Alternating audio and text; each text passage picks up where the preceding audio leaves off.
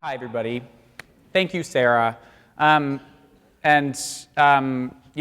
Gratitude is a big thing for me, gratitude has been in ample supply over the past few weeks as people have started to anticipate the end of this incredible project. You see that end date on there, January 19th, 2015.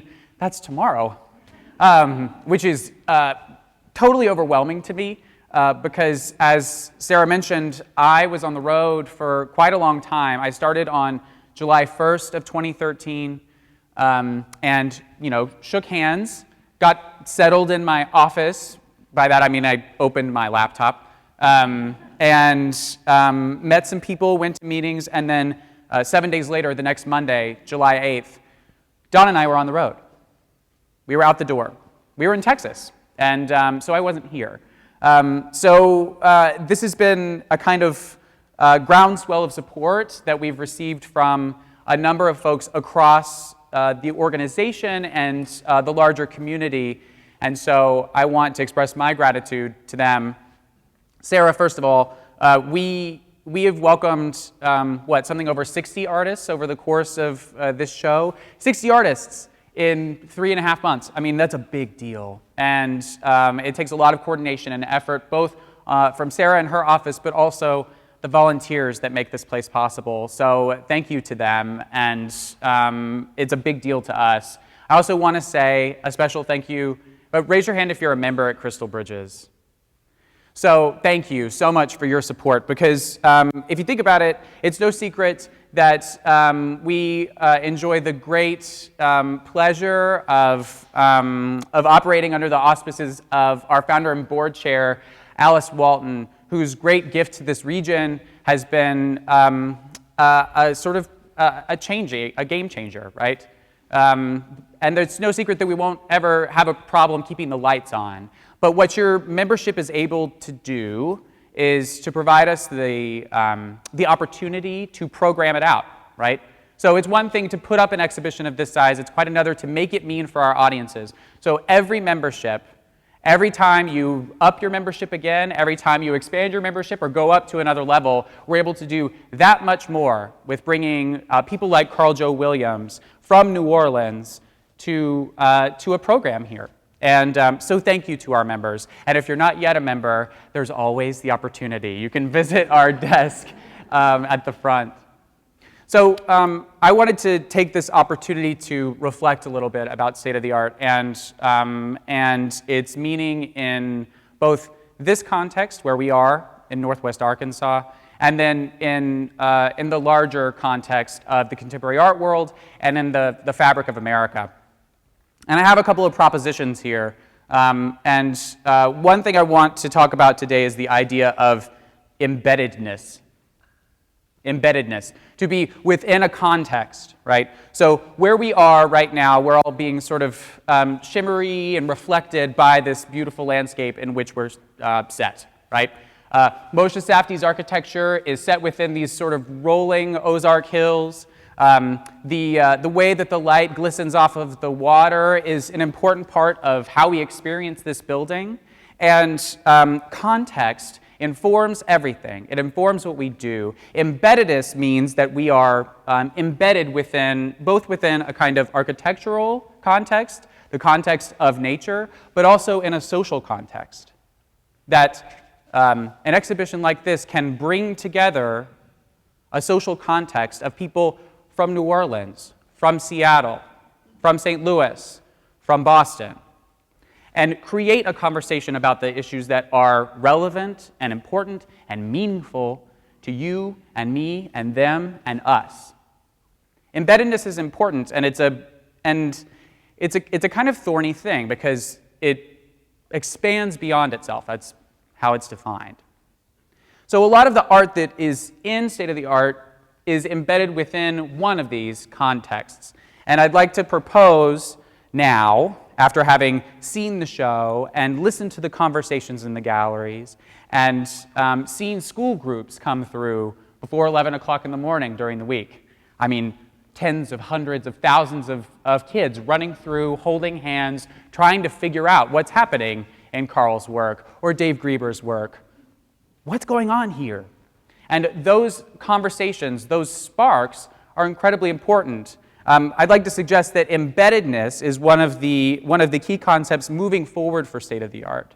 That the art object, that is, that experience of art, doesn't necessarily reside in a single sculpture on a pedestal. It's not in that beautifully lit painting on the wall. In fact, the art experience is between you and I.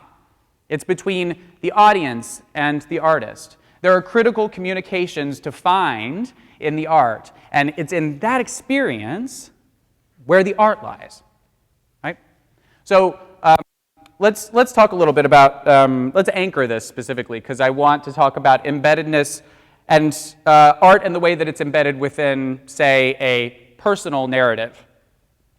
Now, sometimes we walk through the galleries, even some of the works of art that we display in our galleries, and it doesn't seem to necessarily come from a personal place. But in fact, one of the things that has come out of state-of-the-art is an increased understanding of the folks that make art, right? So here I'd like to start with the story of Jason Vaughn.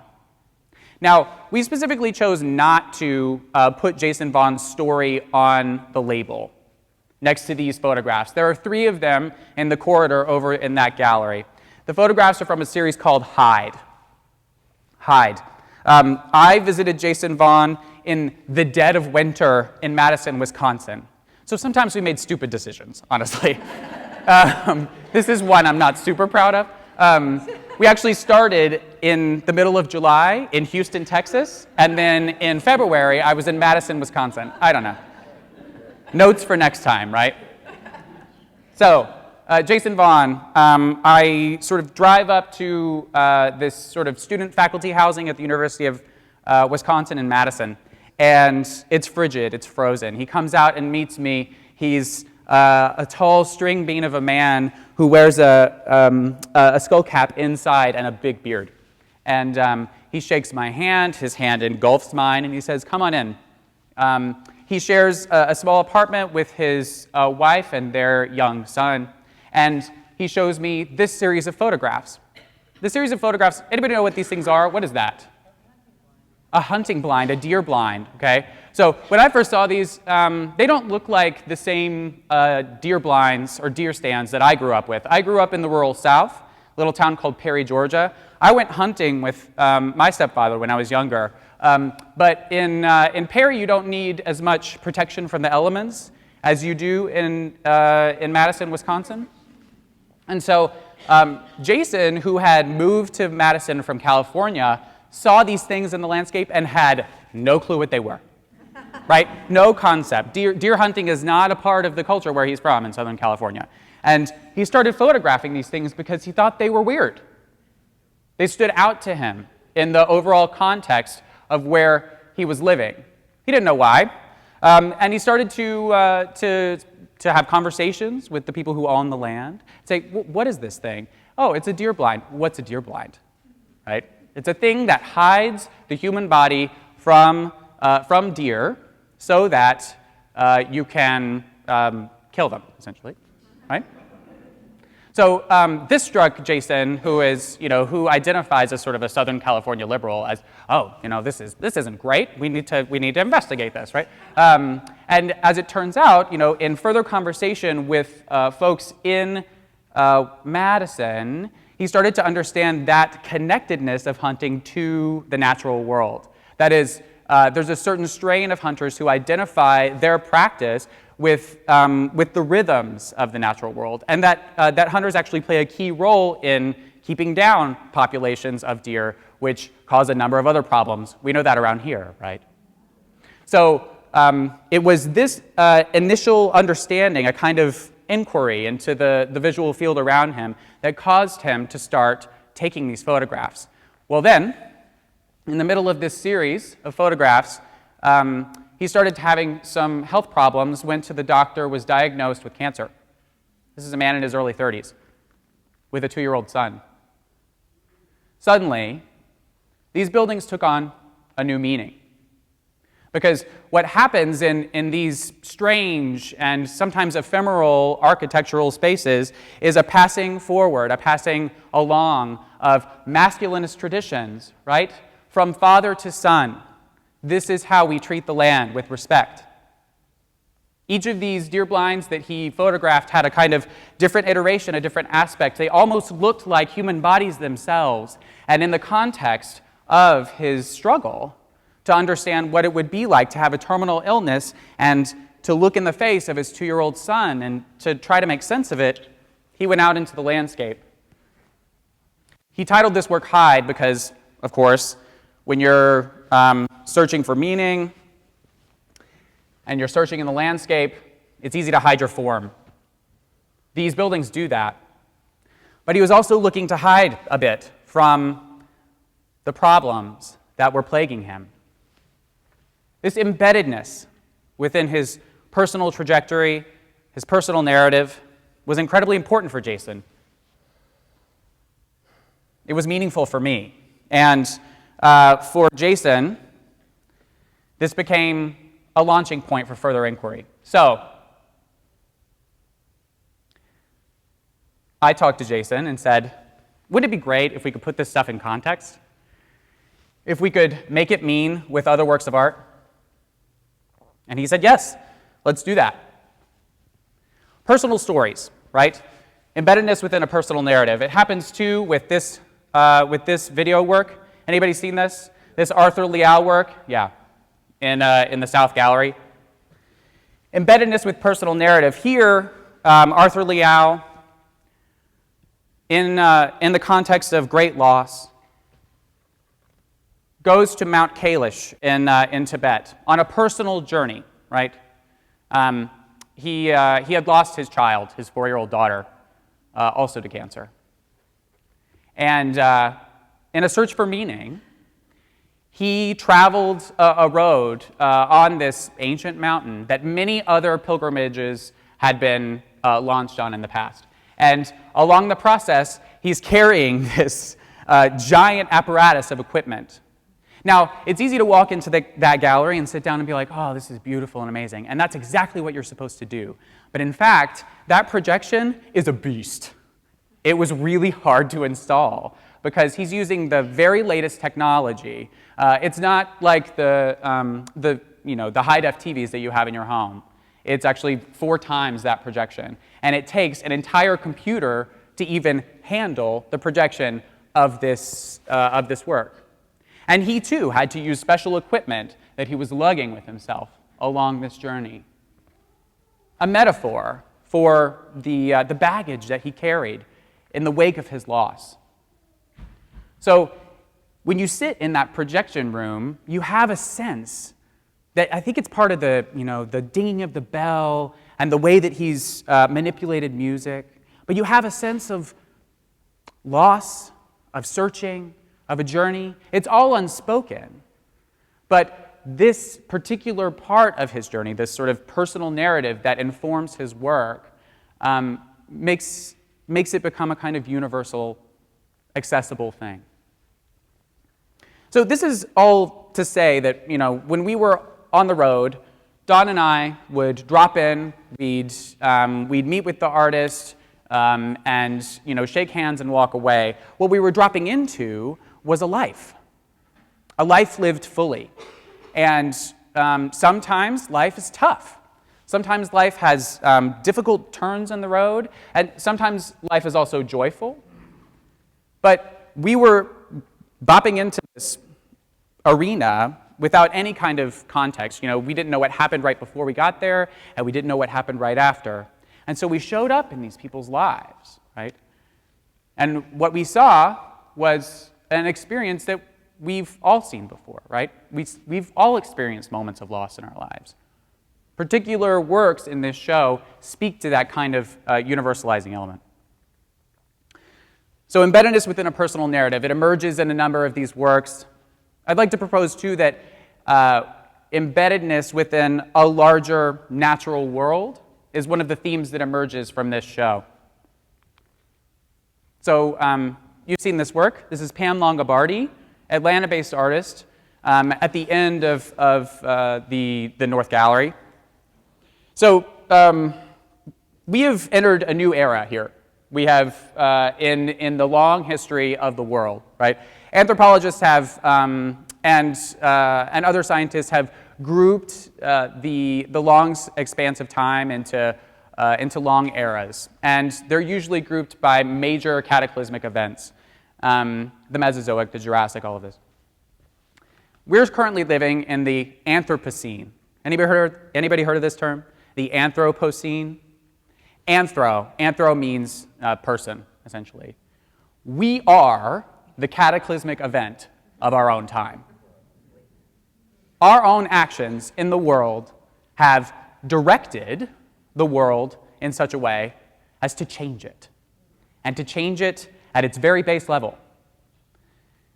Pam Longobardi acts as a kind of advocate for the awareness of our impact on the natural world. What you're looking at is a work called Ghosts of Consumption for Piet M. The Piet M in that title is Piet Mondrian, the great modernist of the Distill movement who insisted on art's autonomy, its beautiful abstraction, and to be absorbed in its beauty. Here, Pam Longobardi is arranging these found plastic elements from swirling plastic gyres across the ocean. She and her assistants go to these places, these plastic garbage patches the size of Texas that are floating out there in the world, and she culls from them. Each of these objects has a story to tell. They bear a history. They've touched our hands. Think about all of the plastic things you've ever touched. Everything plastic. Every straw that's ever met your lips, every toothbrush you've ever put in your mouth, right? Little plastic scrunchy hair ties. Unless it's been recycled, that still exists somewhere. It's in the world. Pam Longobardi goes out and finds it. You should see her studio. It's a mess. It's kind of gross. But so is the world in our hands. And Pam Longobardi brings all these things together and in such an arrangement as to reference Piet Mondrian. He did a series of abstract drawings and paintings of the sea that consisted of dashes and lines. He reduced the natural world to its bare bones elements. Here, Pam Longobardi is looking to that model and reinvesting it with life and vigor, saying, no, art is not apart from the world. No, art is not its own autonomous thing. No, art is not separated. It's a part of our everyday life. And it's incumbent on us to understand it in its larger context, to understand our relationship to the world around us, to understand and to change our impact. Embeddedness in the natural world. Someone like Flora Mace is doing a similar thing. Flora Mace, in the same gallery actually as Pam Longobardi, they speak to each other across that gallery, right? Here, Flora Mace, working in glass, she's had a long history with her partner, Joey Kirkpatrick, in Seattle, working in the glass field. And here, she's pushing the very limits of glass production. So these are actual plant specimens. This is a real flower that she has plucked from the earth, taken apart piece by piece, and then reassembled in this glass aggregate that she's manipulated the chemical makeup of the glass so that it can be manipulated at a cool temperature. So she then assembles the flower within this cold glass aggregate, then allows it to cool so that it's sealed off forever. It's almost like a memento, a memoriam, right? So species come and go really quickly now because of what I was talking about with Pam, right? Now, glass is one of the things that will hold on to things forever, right? We preserve flowers in any number of ways, you know? You may have received a bouquet of roses before from a sweetie, right? Oh, that's a special moment. I'd like to hang it up. I'd like to let it dry. It's pretty. I'll arrange it. It becomes a memento of that gesture that someone close to you offered to you. Here, Flora is preserving this specimen of our everyday world. In 3,000 years, that flower may no longer exist. You know what will exist? That glass. It ain't going anywhere. And encased within it will be this specimen. Embeddedness within the natural world. The art encounter can have this kind of conversation. And the natural world, too, has a kind of a valence, a meaning within our everyday lives.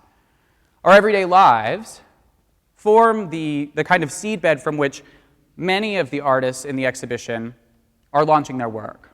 So take a look at this. This is a shot from the South Gallery, which is right over here. And Sarah mentioned this one is coming down. Tomorrow is the last time you can see this. It will go away, and we'll only have the photograph, right? So when you're standing in the gallery, what you can see here is 2 carved wood sculptures by Bob Trotman, right? Here, this turning wood sculpture called Shaker, and here, this ladder figure called Ladderman. In the background, a series of photographs called Foreclosure USA by Kirk Crippen.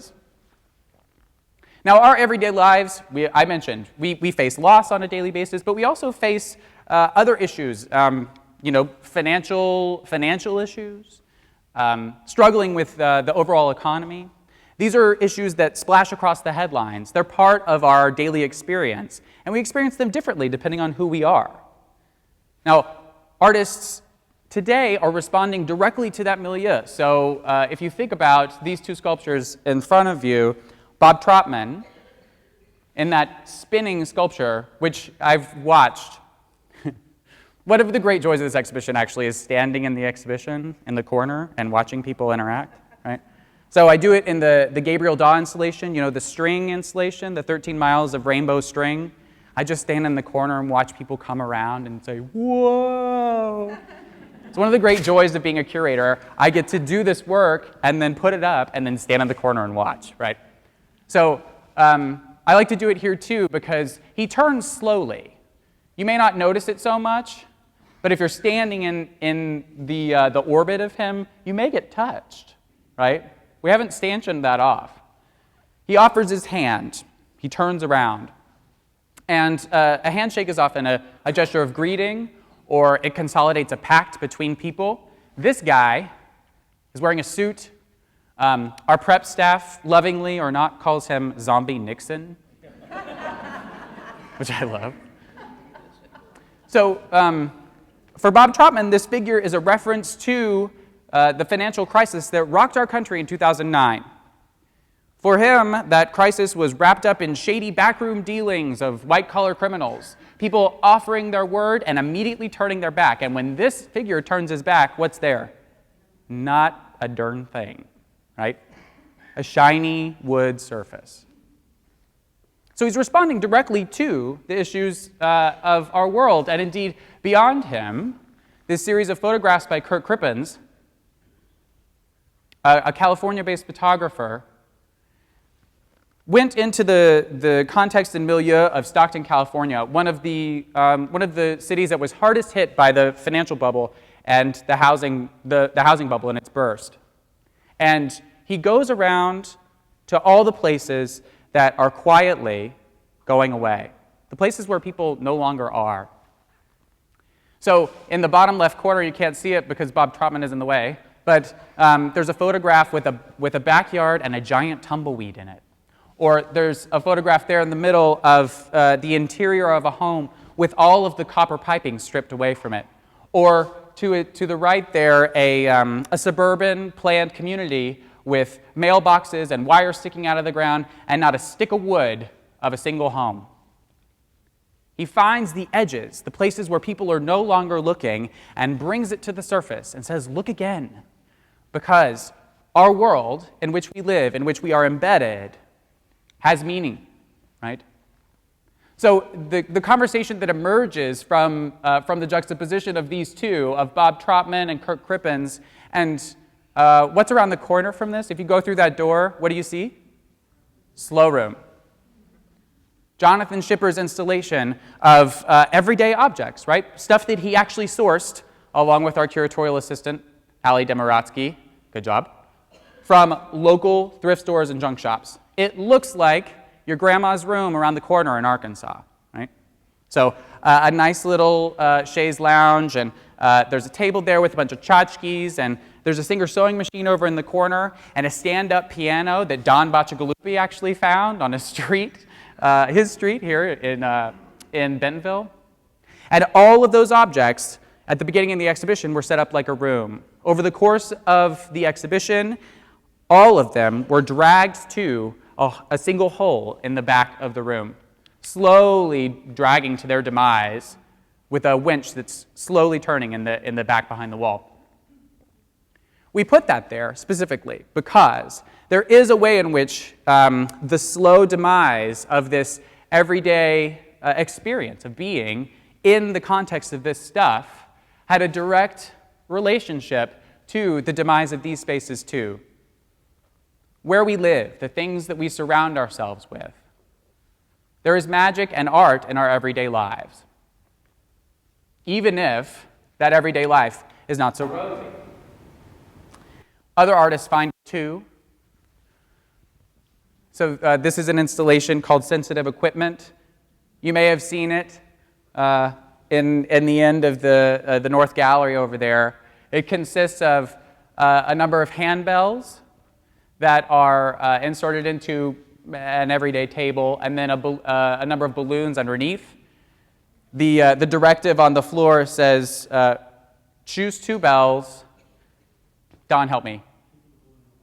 Choose 2 bells, keep the balloon aloft.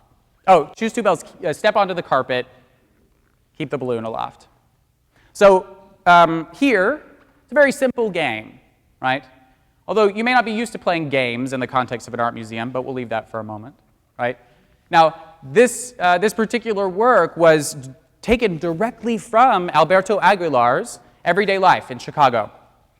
So he's a dad, he's got 4 kids, and he often is home with them because he has a more flexible schedule than his wife. And his work is all about the texture and stuff and incident of everyday life. So his daughter will wake up, and over the course of the night, Dad will have taken her books and her clothes and her chairs and put them together in a sculpture, a sculptural arrangement. She'll wake up and look over and be like, oh, Dad's been here. And that's the work, right? You don't take that and then put it in this context. You don't take that work because part of it is this kind of, it's the texture, it's the stuff of everyday life, finding the magic in everyday life. He's able to do that. And so here we worked with him on bringing sensitive equipment to Crystal Bridges because it had this kind of open-endedness, right? Everybody's played this game before with a balloon. You know, you keep it up, you work together, but there's something about the creative act here, right? They had these bells. They were part of the kids' toys. And to bring them from the context of his home into the museum is to activate it, right? When you come out of that first section of State of the Art, you're overwhelmed. You've seen a lot. You've seen some heavy stuff, right? You've just looked at Pam Longobardi and you're like, oh, I had a straw this morning when I, had my soda. You feel a little guilty. You walk out the doors and here are people playing. Play. Play, too, is a part of our everyday experience, embedded within the rhythm of our everyday lives. Alberto Aguilar suggests here, as I did at the beginning of this, that art doesn't lie in the specific object sitting on a pedestal, but rather it's between you and me. A pact to recognize that the things we do on a daily basis have magic and life and can spark creative inquiry and can grow outside of ourselves. Every conversation that I've had over the course of this journey, from talking to artists in their studios to then getting into the car and arguing with Don, and then getting out again and talking to an artist and arguing with Don again, and then coming back to the museum and talking with Sarah and Jessica and all of our teams about how we integrate this here, and then to talk to you, to create a conversation with each of us, to recognize that art has a special life and impact beyond ourselves, that there's a reason to sit in this room and to talk about art, to take time out of everyday life, because everyday life is so important, right? Now, that embeddedness within everyday life brings me to a couple of artists who I think embody the spirit of the exhibition in a really beautiful and meaningful way. Vanessa German. When we met with her in Pittsburgh, you've probably heard the story. How many of you saw Vanessa German in her performance here at Crystal Bridges last weekend? So Vanessa German is a powerful advocate for her community, right? These works, there are 3 of them at the end of that gallery, right before you get to Alberto Aguilar. And she invests them with the power to protect Homewood, Pittsburgh, one of the most dangerous communities in America for black-on-black crime. She takes these things on the bus with her. She picks them up and gets on the bus and sits down. So Vanessa, first of all, is a powerful presence already. She has like an operatic voice. When we walked up and knocked on her door, she threw it open and enveloped me in a giant hug. I'd never seen that woman, right? Powerful presence already, and then she gets on the bus with this thing. What happens when someone does something a little bit outside the norm? What happens when someone breaks the wall of public transit where we're all sort of in our zones and on our phones? The first question that people ask her is, what is that? Right? This thing is this tall. That is the beginning point. That's the beginning of a conversation between people in a community, in a context, embedded together about our responsibility to our overall community, our responsibility to one another to keep each other safe, to keep talking, to keep communicating about the issues that mean something to all of us.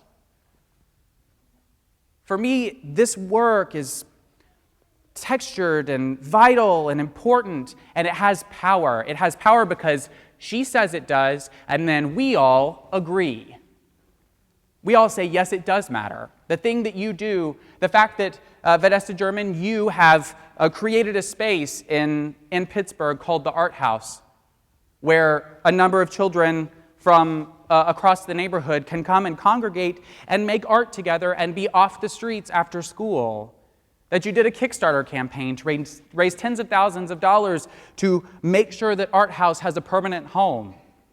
When we all agree that that means something, there is the art. There it is. We all agreed that the creative act is important and it can change lives. And to bring it back here, to bring it back home to Northwest Arkansas, here, how many of you have done Waterbar? Raise your hand if you've water tasted. So we met with Works Progress, husband and wife team, Shania Madison and Colin Klecker in Minneapolis. Colin's roaming around somewhere. If you see some creepy guy in a big beard and taking photographs, that's Colin. He's not creepy. They're documenting the project. And this was originally a one-night affair. They were asked as a husband and wife team and an artist duo to do a water tasting at an event. And Don and I were sitting in the context of their studio, and they mentioned this event. We thought, hey, that has something to do with here, right? Water is such a part of the experience of being at Crystal Bridges. All of this water comes from that hill over there because there's a natural spring called the Crystal Spring. This is all dammed up. And indeed, we're called Crystal Bridges because of the bridges that span the spring. Water is an important part of this place. Could we collaborate with this artist duo and make something meaningful here? They were game, right? But that's just the first email. You know, if you go through my inbox and you search for Works Progress or you search for Waterbar, 400 emails come up. Because this is quite different than taking an object and putting it in the gallery and lighting it beautifully and being like, good job, everybody, well done. Right? This takes constant conversation and discovery, and it takes other people. It takes partners outside of the artist and the institution. The Illinois River Watershed Partnership, which has an education center in Cave Springs. You probably drive past it on the way to the airport. There's an old church that's been converted. Look for that because they're an organization doing great work in Northwest Arkansas. And our head of Trails and Grounds, Scott Eccleston, knows the director of the IRWP very well. And we got in touch with Scott and said, hey, we want to do this collaboration, but we can't do it alone. None of us can do it alone. We need help. So we got in touch with Delia Hack. We set up a meeting, and then Delia said, you know what? We'd love to sponsor a number of interns from local colleges and universities. Those are the people serving you at Waterbar. People that are being paid, that are receiving college credit to increase knowledge and awareness about water issues that are important to all of us, right? You all drank water today. If you drank water in Bentonville from the tap, it's from Beaver Lake over there, right? And to be honest with you, as a relative newbie to Northwest Arkansas, I didn't know that before this project. I now know a lot more. And I think we all do, because this context for conversation and discovery would not have been created if that conversation didn't begin, right? We have artists who, there's nothing in this installation that will become a permanent fixture that you will regard later and think, aha, that's a beautiful piece of art. Because the beautiful piece of art is right there. It's in the laughter and awareness and conversation and discovery that happens within the space of the galleries. You know, I often take people on tours through our permanent collection. And Kindred Spirits, you have to stop at Kindred Spirits, right? Asher B. Durand, great painter of the Hudson River School, seminal picture of the 19th century and American history overall. And there was a firestorm of controversy, and people want the juicy details. So you have to start there, right? But there's another reason, too. In that picture, you have Thomas Cole standing on that great precipice with William Cullen Bryant, the great man of letters of the 19th century, and they are having a conversation. They're standing in the context of nature, and who knows what they're talking about? Poetry, life, art, probably all of it. The space for conversation and discovery is part of our DNA here at Crystal Bridges. And so, State of the Art reflects that.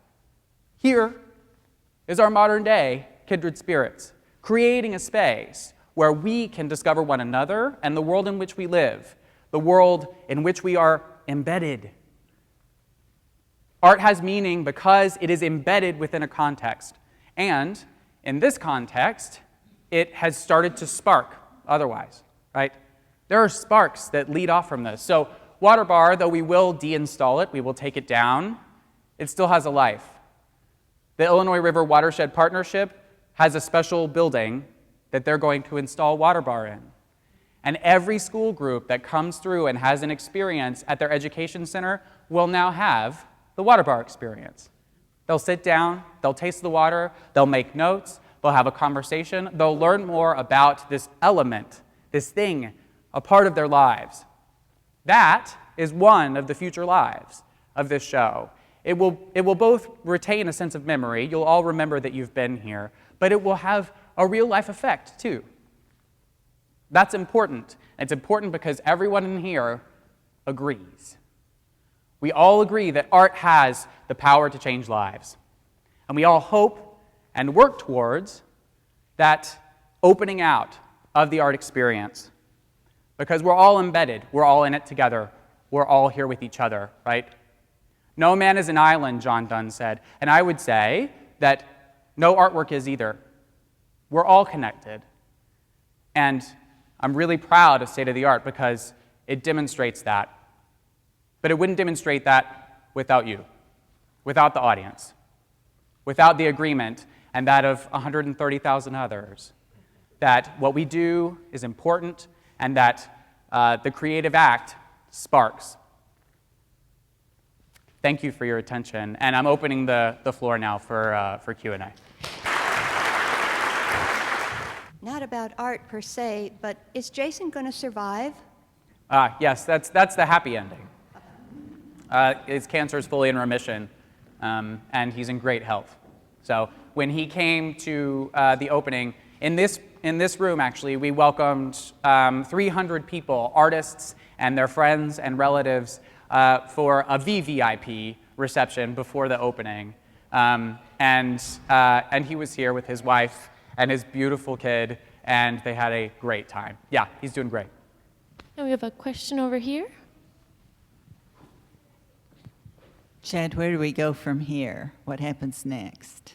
What happens next? A few things happen next. So we're currently in discussions with our colleagues across the country at other institutions, other museums that are similarly interested in this kind of opening out of the narrative of contemporary art. And we're looking to partner with them to travel a version of state of the art. It will not likely be all 20,000 square feet, all 227 objects. It takes a little room. But we're looking forward to partnering with those institutions and editing it down to something that could make sense within a smaller footprint. And on that score, I have to just say, stay tuned, because we've welcomed any number of colleagues from all over the country, and they've been excited and engaged, and they want to know more. And we're building on those partnerships now.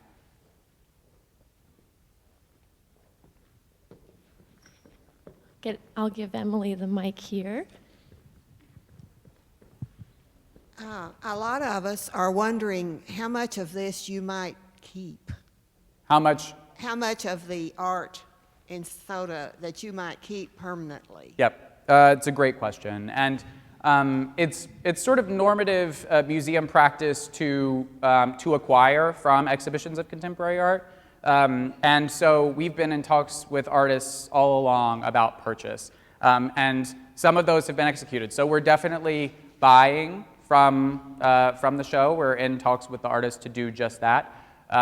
Indeed, Crystal Bridges already owns some of the artwork from the show. Some of the artwork from the show will go back to its owners. In most cases, that is the artist. In other cases, rarely, it's a private collector. So a mix. I would love to show you a checklist of the things that we've already purchased, but in respect for the artists, all of the artists in the show, I'm not ready to make that announcement. But suffice it to say, purchase is something that we have been pursuing. So, good. I have a question, actually. I was wondering, from your curator perspective, how did you feel that the nation responded to the state-of-the-art exhibition, the style of how you chose to curate this, and as well locally, so that sort of national, local? Yeah, that's an interesting thing, actually, because Don and I, all along, were thinking about this place. We're thinking about Crystal Bridges and our unique audience. I feel so fortunate to curate for an audience that I so closely identify with. I didn't go to a museum until I was 18. I grew up in the rural South. I didn't have access to a place like this. And my first museum was at Harvard. It was the Fogg Art Museum. It's filled with masterpieces. I had no idea what I was looking at, right? No clue. But if this place had existed where I lived, maybe I would. Maybe things would have started earlier for me. I don't know. But I have the great pleasure of curating in a place that reaches people earlier, right? We partnered with the University of Arkansas to create that study that proves that if you can get kids earlier, the museums are gateway drugs, right? They open a life to creative spark and inquiry, and in fact, statistically increase historical empathy. What is that? Historical empathy, the ability to think outside of oneself, in colloquial terms, to stand in someone else's shoes, to walk a mile in someone else's moccasins, to understand that not everybody's experiences are the same. That is powerful. And in fact, kids that have more historical empathy are better able to process the world around them. They do better on standardized tests. They ultimately do better in their lives because they had that spark at the beginning. So I feel incredibly fortunate to curate for this audience. And as you know, because you've brought your friends, you've brought your families, you've come back again and again, the reaction locally has been one of utter delight, right? Yesterday we had thousands of people, over 3,000 in fact, 3,000 people in a town of 35,000 came on one day to see a show. That's wild. The museums across the country would beg for that, right? And I'm proud of that. The reaction nationally has sort of evolved over time, right? We've had a number of critics come to see the show. The reviews have been positive, the reviews have been mixed, the reviews have been negative. They've been all over the map. And the negative ones are the most interesting ones. So Peter Plagans, who reviewed us in the Wall Street Journal, didn't get it. He just didn't get it. Peter Plagans has lived in New York City forever. He lives on Manhattan. He's like this awesome old twig of a man who is an artist himself. And he came here, and Don and I had breakfast with him, and he was baffled. He was so entrenched in the experience of being in the New York art world that he could not understand. He literally could not connect the dots that there is a world outside Manhattan. And guess what? Just like Manhattan, there are artists there. There are artists out here. Hey, here we are, right? And, the thing I'll say about that, and, I respect Peter Plagans. I read him for preparation for my coursework, for my PhD, and he's a great critic. But his eye was not the eye I was curating for. This exhibition opened the doors of contemporary art to a whole group of people who may not have connected with contemporary art otherwise, and for that, I'm incredibly proud.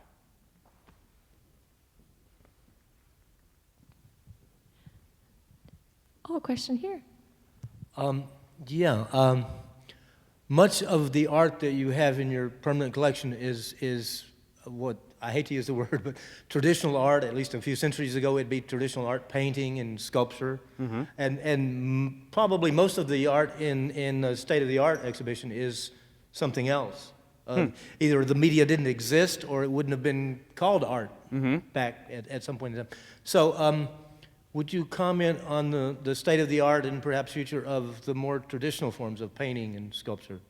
Absolutely. In the context of all the larger possibilities. Sure. So you bring up a couple things there that are really important. One, that from our position today, when we look back at the art in the historic collection, it seems to be traditional. If you stand in our Gallery 3, and I know that that means nothing to you, so let me reframe that. So if you stand in that big gallery where it's mostly Impressionist landscapes, and it's a blue wall on the right side, and then on the inside there's a red wall, and that's where the painting of the peaches is, and the big, beautiful Akins painting of Professor Benjamin Rand. So if you're standing on the outside there, and you're standing in the blue part, on the right, things look impressionist. That means daubs of paint that optically come together. In that moment, that painting was considered radical. It came from France. Ooh, France, right? And so in 1875 in the United States, people were slapping on the paint, be like, yeah, I'm pushing it, right? Right across from that wall, there's a big, beautiful painting, beautifully finished, of a wave. Anybody know that painting? It's one of my favorite paintings in the collection. It's by an artist named William Trost Richards. He painted it in 1903. He was in his 80s. He's old, right? Right next to it is a painting from 40 years prior, and it's very tight. It's a composition this big, and it's of the natural world. And he was finishing his paintings. He was resolute about making it crisp and defined and beautiful. None of this painting thrown up and just blobbing about. No. I must finish this painting, right? And there's a crispness about that. And he was, at that moment, understood as an academy guy, the academy. He's old school. He's doing things the old way. But in fact, in that moment, he was a maverick, because he was looking at all this blobby stuff, which I happen to find beautiful too, and he was saying, nope, I'm doing something different. So first of all, to stand where we are and to look back and to say, it all sort of looks traditional, it does to our eyes. But if you rewind it, there were actually people doing radical things at different moments and working in different ways, even in their small differences. Those differences are happening today. So people are still painting. You see it in the show, right? There's a lot of painting happening in the United States. And then there are people painting in other ways, like Sheila Gallagher and her manipulation of melted plastic that she's baking on cookie sheets on a household grill in the back alley behind her studio, right? That's painting too. It's manipulation of color on a plane to look like something. That's painting. Or Carl Joe. Carl Joe is painting on stuff too. Stuff that he finds in the landscape of New Orleans, right? A tube television. You've seen those, right? Remember what a tube TV looks like? Not the flat thing, but the big one, right? He's painting on those, right?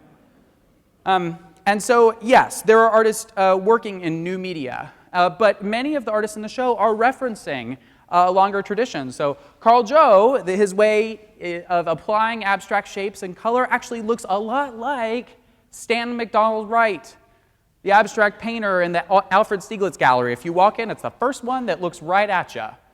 He's participating in a longer conversation of painting. He's looking back and saying, this is important, this is worth referencing, but I'm going to paint on this tube television. I'm going to paint on this cabinet that I found over by this alleyway because I'm bringing in the world. I'm embedded, right? I'm a part of the world around me, and my art is a part of that practice too. So that gesture of bringing the world in is one of the ways that people are innovating in the way that you described. Okay. How would you compare Crystal Bridges to the other major museums in the United States, and what do you see as our differences are, such as state of the art? That's a great question, and one that we think about a lot. So first of all, we are able to do something radically different. Because I'm not curating for Peter Plagans and his twiggy self, and because I'm not operating within the confines of locating myself only in Manhattan or only in LA, we're able to speak with a voice that comes from elsewhere. We're unencumbered by that kind of hewing to the norm, right? We're able to think explosively. We're able to be, what is it, Don? Disruptive? When we brought people here for the summit, this event that had a number of thinkers from across different sectors in society. So politicians and style makers and environmentalists and people in industry. We brought them here, we had them look at the show, and we put them in conversation. And the thing that came up again and again is that Crystal Bridges is a disruptive gesture. It disrupts the norm, the given understanding of the way things are supposed to go. We are different. That's good. We're different than the Museum of Modern Art. We're different than the LA County Museum of Art. We're different than the Art Institute of Chicago, partly because of where we are, right?